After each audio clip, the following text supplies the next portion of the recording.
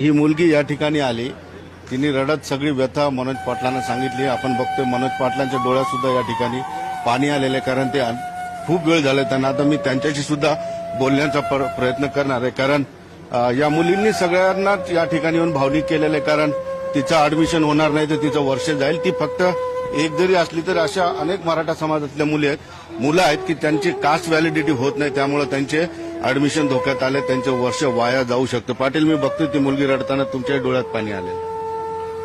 शेवटी काय असतं बरं का, लेकरात जात नसली पाहिजे सगळ्यात महत्त्वाचं. राष्ट्रवादी शिवसेनेच्या मराठ्याला, काँग्रेसच्या मराठ्याला कळत नाही का आपला कोणी नाही, आपल्या लेकराच्या बाजूने कोणी नाही म्हणून. तुम्हाला नाही पाहिजे का तुमचे लेकरं? तुम्हाला भाजपचाच नेता पाहिजे, भाजप पक्ष पाहिजे का? तुम्हाला शिवसेना राष्ट्रवादीच पक्ष पाहिजे का? तुम्हाला तुमचे लेकरं नको का?